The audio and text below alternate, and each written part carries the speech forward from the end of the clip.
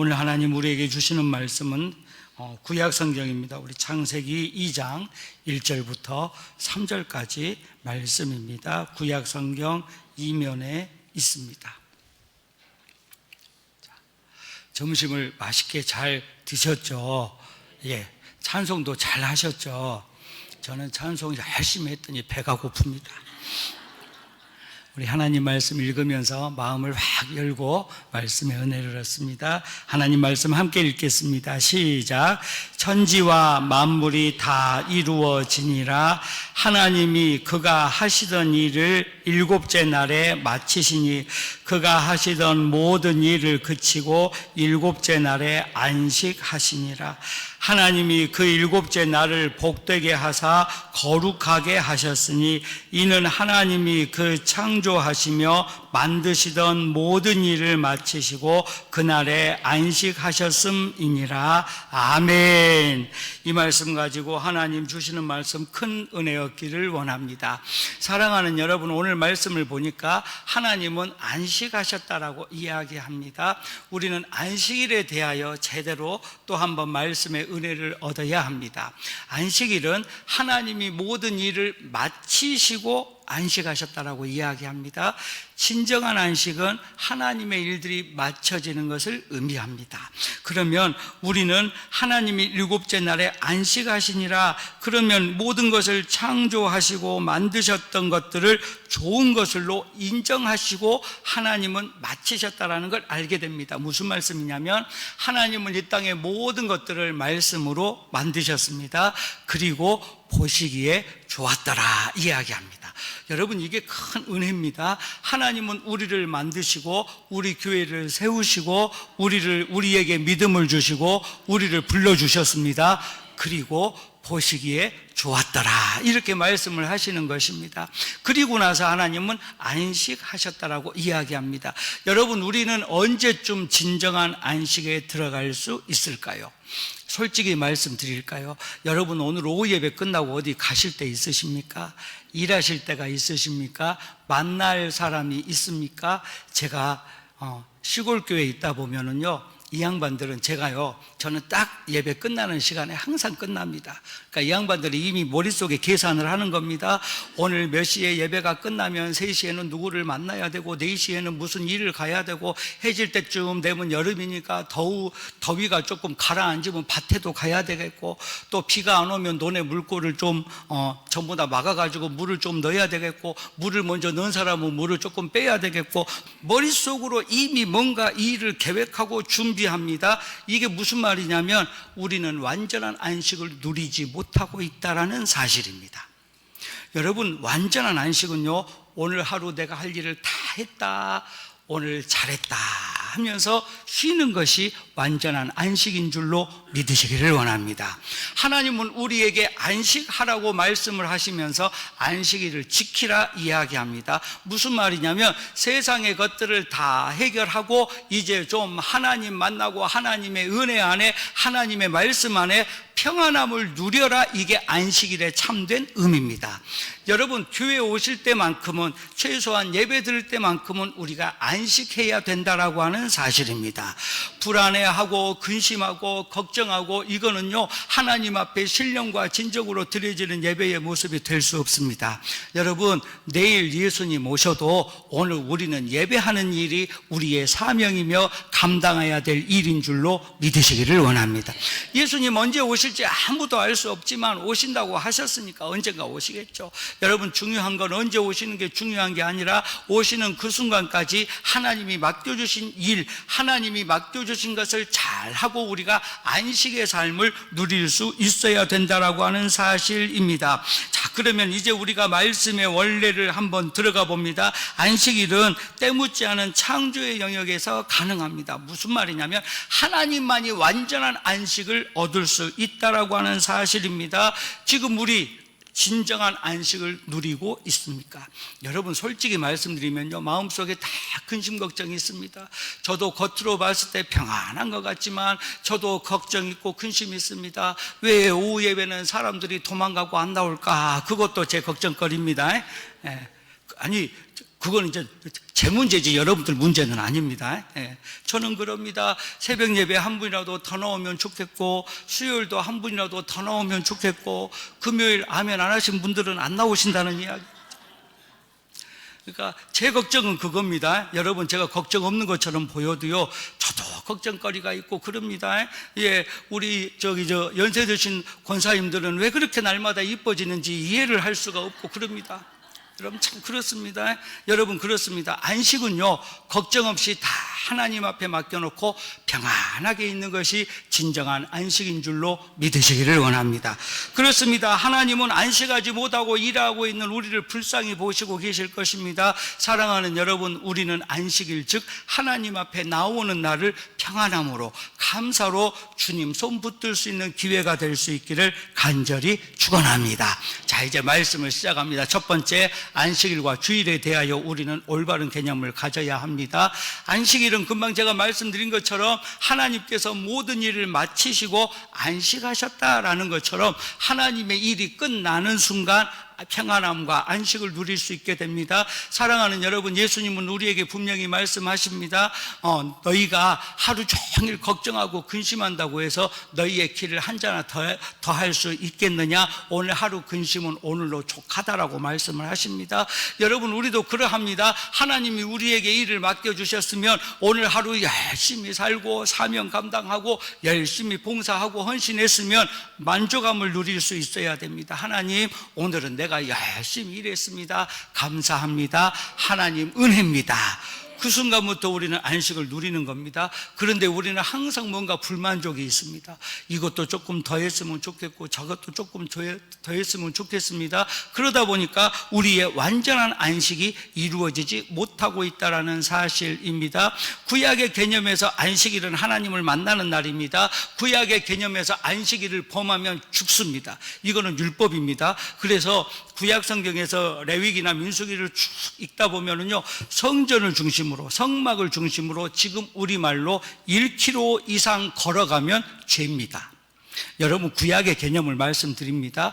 1km 이상 걸어가면 죄고 일하는 것도 죄고, 그렇다 보니까 이들은 성전이나 성막을 중심으로 주일날, 안식일 날에는 불도 피워서는 안 됩니다. 그러니까 이 안식일의 개념을 가지고 있다 보니까 이스라엘 민족은 항상 긴장하고 조심하고 율법을 지켜야 되기 때문에 진정한 안식을 누리지 못했다라는 것을 우리가 배우게 됩니다.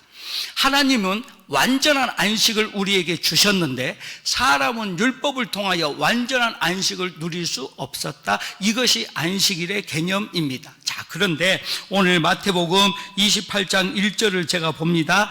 안식일이 다 지나고 안식 후 첫날이 되려는 새벽에 막달라 마리아와 다른 마리아가 무덤을 보려고 갔더니, 이렇게 이야기합니다. 이 말은 예수님이 죽으시고 3일째 되는 날 안식일이고, 안식일이 지난 후 첫날입니다. 이날 예수님이 어떻게 계신가 보려고 갔는데 안식 후 첫날 예수님이 부활하셨습니다. 그래서 우리는 주일은 예수님이 부활하신 날을 기념하여 주일로 지킵니다. 그러니까 우리가 지금 있는 주일은 안식일 개념하고 다릅니다. 자, 그러면 우리가 안식일과 연결해 봅니다. 예수님이 이 땅에 오신 목적이 무엇일까요? 우리를 용서하시고 구원해 주시기 위하여 이 땅에 오신 줄로 믿습니다. 주일은 예수님이 죽으시고 안식일 후 첫날, 안식일이 지난 첫날 부활하셨습니다. 자, 잘 이해해 보십시오. 안식일의 원래 의미는 하나님의 일을 마치고 쉬신 겁니다. 예수님이 안식하셨습니다. 그리고 부활하셨습니다. 그러면 어떻게 이해하면 되냐면 예수님이 하실 일을 마쳤다라고 이해가 됩니다. 예수님이 이 땅에 오신 목적은 우리의 죄를 용서하시고 우리를 구원에 이르기 위함입니다. 그러니까 예수님의 일은 십자가에서 죽으심으로 마쳐졌습니다. 이제 부활하심으로 우리를 구원에 이르게 하실 줄로 믿으시기를 원합니다. 이게 예수님의 일입니다. 그러니까 우리는 주일을 예수님 만나는 날, 하나님의 은혜 받는 날로 인식하고 예수님 손 붙들고 나아가며 주일에 큰 의미가 있고 주일에 은혜가 있는 줄로 믿으시기를 원합니다. 자, 여러분, 주일은요 참 중요합니다. 하나님을 안 믿는 사람들은 월요일부터 토요일까지 열심히 일을 하고 주일날 쉰다라고 이야기합니다. 제가 항상 기분 좋은 일들이 있는데 이렇게 길을 지나다 보면 가게들 가운데 이런 간판이 있습니다. 주일은 쉽니다. 제가 그거 볼 때마다 감사합니다. 이 사람은 예수 믿는 사람이구나. 예수 믿는 사람이구나. 그런데 예수님 안 믿는 사람들은 일요일은 쉽니다.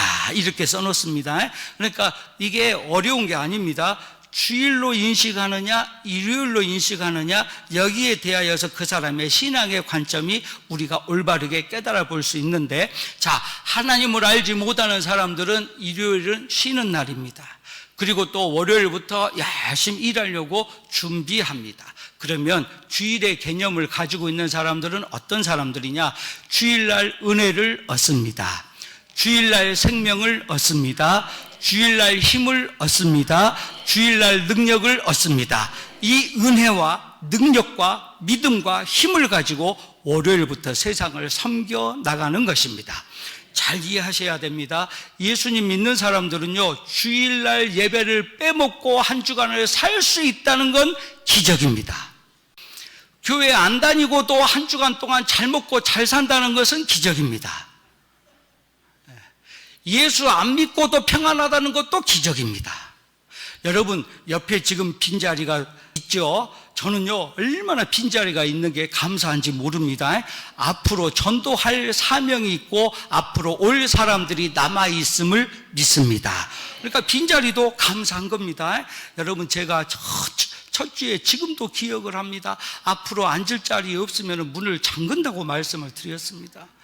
항상 그 생각 하셔야 됩니다. 전도는요, 얼른 끌고 와서 앉혀놔야 됩니다. 앞으로 앉을 자리 없으면 문을 딱 잠글 텐데 그냥 잠그는 게 아니라 성경의 근거를 가지고 제가 이런 말씀을 드립니다. 기름 준비 안 한 5처녀는 아무리 문을 두들겨도 신랑이 문을 열어주지 않습니다. 여러분, 그렇습니다. 주일은 우리가 은혜 받고 이 은혜 가지고 세상에서의 하루를, 세상을 섬기기 위하여 나아가는 날입니다. 그래서 주일이 중요합니다. 사랑하는 여러분, 구약의 안식일은 명령입니다. 이 명령이라고 하는 말이 뭐냐면 지키지 않으면 죽습니다. 하지만 신약에서 예수님이 오시는 교회는 첫날을, 즉 주일을 특권, 은혜, 축복의 날로 받는다라는 사실입니다. 사랑하는 여러분, 우리는 교회의 증거가 바로 주일에 있음을 믿어야 합니다. 하나님은 우리의 구원을 위하여 주일을 만들어 주셨고 안식일날 평안함을 얻게 하기 위하여 이 땅에서 모든 일을 마치시고 안식하셨다라고 하는 이야기는 것입니다. 그러므로 주일은 모든 곳에서부터 다시 시작하는 시작의 날인 줄로 믿으시기를 원합니다. 그러니까 예수님 안 믿는 사람들은 월요일부터 시작하지 예수님을 믿는 우리는 주일부터 시작하는 겁니다. 그러니까 우리는 첫날이 주일이고 주님 은혜 받아서 한 주간을 보낼 수 있어야 된다라고 하는 사실입니다. 그러므로 우리는 성령의 은혜 안에서 주일을 기뻐하고 성령의 은혜 안에서 주일을 감사하고 아멘 할 때까지 합니다. 우리는 성령 은혜 안에서 주일을 기뻐하고 우리는 성령님 은혜 안에서 주일날 감사하고 아멘입니다. 이렇게 살면서 이 힘 가지고 월요일부터 세상을 섬겨야 된다라고 하는 사실입니다. 그러니까 우리는 안식일과 주일을 이렇게 잘 구별하고 은혜 받아야 된다. 그러니까 주일날은요, 그냥 교회 오시는 게 아닙니다. 하나님 은혜를 주셔야 됩니다. 이렇게 기도하고 오셔야 됩니다. 은혜가 없는 것처럼 느껴지는 그런 순간이 오시면 하나님 은혜 안 주시면 집에 안 갑니다. 이런 마음을 갖고 오셔야 됩니다. 그래야 은혜를 얻습니다. 성경은요, 천국은 침노하는 자가 받는다라고 이야기합니다. 간구하는 대로 얻을 것이라고 말씀하십니다. 예수님은 구하라 그리하면 너희에게 주실 것이요, 찾으라 그리하면 찾을 것이요, 문을 두드리라 그리하면 열릴 것이라고 마태복음 7장에서 참 제가 안 써놓고도 잘 말한 거 보면 기가 막힌 일입니다. 지금 예, 그렇게 말씀을 하십니다. 사랑하는 여러분, 우리는 그 믿음 가지고 나와야 됩니다. 이것이 은혜인 줄로 믿습니다. 그렇다면 이 은혜를 연결해서 봅니다. 안식일과 은혜에 대해서 연결을 합니다. 두 번째로 은혜의 강에 대해서, 하나님의 강에 대해서 우리는 배워볼 수 있습니다. 에덴에서 흐르는 강은 죄로 인하여서 방해를 받았습니다. 하지만 죄로 인한 강물을 예수 그리스도의 죽으심과 부활로 새롭게 하셨다는 걸 우리가 알게 되어집니다. 오늘 성경을 보면 이렇게 이야기합니다. 요한복음 7장 37절부터 38절에 명절 끝날 곧 큰 날에 예수께서 서서 외쳐 이르시되 누구든지 목마르거든 내게로 와서 마시라. 나를 믿는 자는 성경의 이름과 같이 그 배에서 생수의 강이 흘러 나오리라 하시니, 이렇게 성경은 이야기합니다. 생수의 강이라고 하는 말은 생명입니다. 제가 성경을 읽다 보니까 물이 나오고 강이 나옵니다. 생수가 나옵니다. 물에 관련된 모든 것들은 생명과 연결되어집니다. 여러분, 그렇게 우리가 이해를 하고 성경을 읽으시면 큰 은혜를 얻습니다. 하나님은 물을 통하여 우리에게 은혜를 주시는데, 분명히 예수님은 누구든지 목마르거든 내게로 와서 마시라. 나를 믿는 자는 그 배에서 생수의 강이 흘러나리라고 말씀을 하십니다. 사랑하는 여러분, 예수님께서는 값 없이 우리에게 생명을 주신 줄로 믿으시기를 원합니다. 여러분, 예수님은 우리에게 다른 것을 원하시는 것이 아니라 믿음을 원하십니다. 제가 오늘 아침 예배에도 누가 믿음의 사람인가 라고 하는 주제를 가지고 함께 은혜를 얻은 것처럼, 우리가 믿음의 사람이 되어지면 하나님의 놀라운 역사가 우리들을 통하여 나타나게 되는 줄로 믿으시기를 원합니다. 그래서 우리는 거저 받았으므로 거저 줄 수 있는, 거저 줄 줄 아는 믿음도 필요합니다. 잠언 11장 24절 말씀을 보면 흩어 구제하여도 더욱 부하게 되는 일이 있나니 과도히 아껴도 가난하게 될 뿐이니라. 성경은 이렇게 이야기하고 있습니다. 창세기 말씀 보면 에덴 동산에서 아담과 하와는 뱀의 유혹을 받습니다.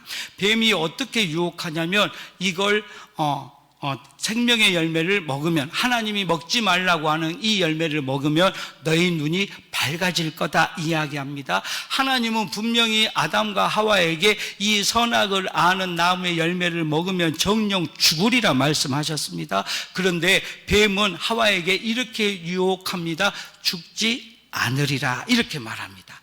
여러분, 이게 유혹입니다. 유혹은요, 그럴듯하게 우리에게 옵니다. 그리고 우리 중심적으로 우리를 유혹합니다. 잘 이해하셔야 됩니다. 세상의 유혹은 나를 위하는 것처럼 유혹합니다. 하나님 편에서는 하나님을 멀어지게 하고 불순종하게 합니다.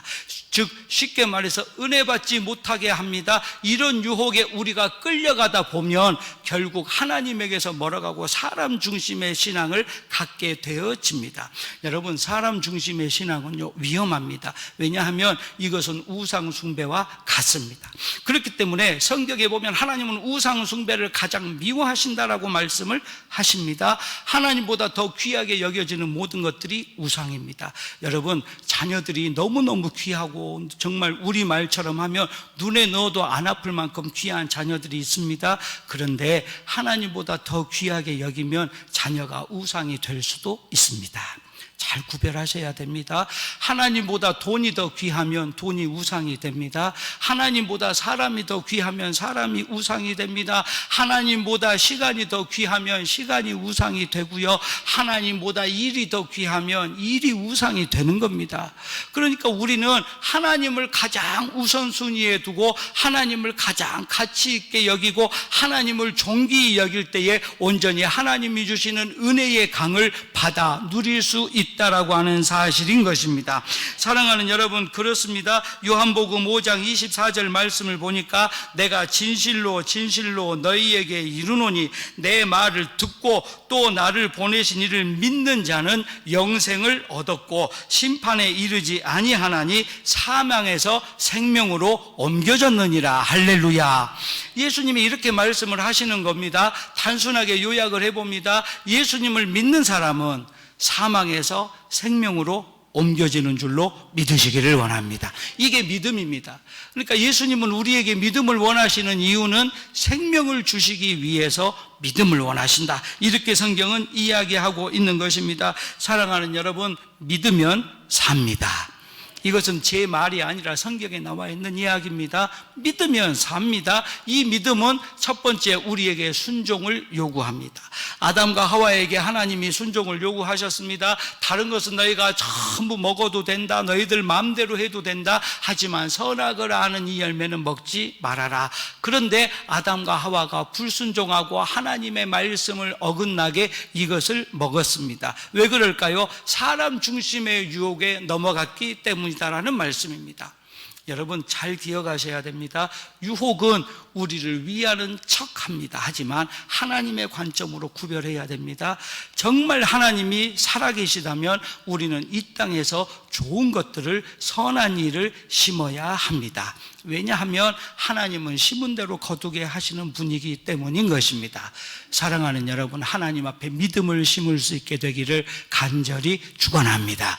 우리는 믿음을 심어야 됩니다. 여러분, 심으면 열매가 생겨납니다. 믿음을 심으면 믿음의 열매가 나타납니다. 감사를 심으면 감사의 열매가 있습니다. 기쁨을 심으면 기쁨의 열매가 있고요, 헌신을 심으면 헌신의 열매가 분명히 있는 줄로 믿으시기를 원합니다.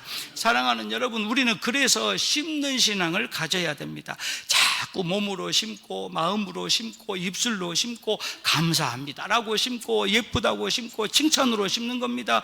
여러분, 옛날 어르신들 말에요, 웃는 얼굴에 침 못 뱉는다는 말이 있습니다. 맞습니다. 제가 자꾸 웃으니까요, 아직까지 어느 누구도 저한테 침 뱉어본 사람이 없습니다. 자꾸 웃어야 됩니다. 여러분, 그렇습니다. 제가 항상 드리는 말씀입니다. 웃는 것은 돈 드는 게 아닙니다. 자꾸 웃어야 됩니다. 저는요, 저보고 웃어주는 사람들 보면 자꾸 한 걸음 가까이 가고 싶습니다. 근데 우리 교회 여자 우리 어른 권사님들은 70이 안 넘으신 분들이 너무나 많습니다. 제 손을 안 잡고 다 지나갑니다. 제가 지난번에 말씀을 드렸습니다. 70 안 넘으신 분들은 그냥 가시라고 했더니 다 70이 안 넘으셨는지 그냥 지나가고 있습니다. 자, 우리는요, 하나님 은혜의 강을 받아 누릴 수 있어야 됩니다. 그렇습니다. 요한복음 3장 36절 말씀 보면 아들을 믿는 자에게는 영생이 있고 아들에게 순종하지 아니하는 자는 영생을 보지 못하고 도리어 하나님의 진노가 그 위에 머물러 있느니라. 성경은 이렇게 말해주고 있는 것입니다. 우리는 온전한 믿음으로 살아야 합니다. 오늘 창세기 2장 1절에서 이렇게 이야기합니다. 천지와 만물이 다 이루어지니라. 할렐루야. 여러분, 다 이루어졌다고 하는 말 참 중요한 의미를 가지고 있습니다. 하나님이 우리를 위하여 다 준비해 놓으시고 모든 일을 예비해 놓으신 줄로 믿으시기를 원합니다. 그러면 우리는 이 한 구절에서 무슨 말을 우리가 이해해 볼 수 있냐면, 요한복음에 보면 예수님이 십자가에서 죽으시면서 마지막에 돌아가시기 직전 다 이루었다라고 하는 말이 가슴에 다 기억이 되어지면 우리는 뭔가 성령의 은혜를 받은 사람입니다. 여러분 잘 이해하셔야 됩니다.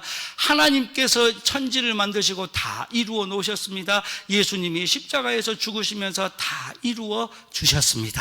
우리는 그런 예수님을 믿습니다. 사랑하는 여러분, 말씀을 맞춰보려고 합니다. 아무리 생각해도 말을 천천히 하니까 저도 편한 것 같습니다. 저도 편합니다. 말씀을 마치려고 합니다. 우리는 주일의 개념을 올바르게 가지고 하나님 은혜의 강 안에 속해 있어야 됩니다.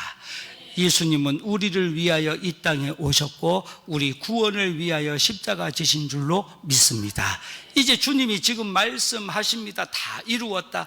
사랑하는 여러분, 우리의 과거의 모든 일들도 다 이루어 주신 줄로 믿습니다. 현재의 우리의 믿음을 보시고 하나님이 현재도 다 이루어 주신 줄로 믿습니다. 우리의 내일도 우리의 모레도 우리의 1년 후도 하나님이 다 이루어 주시고 이미 이루어 놓으신 줄로 믿으시기를 원합니다.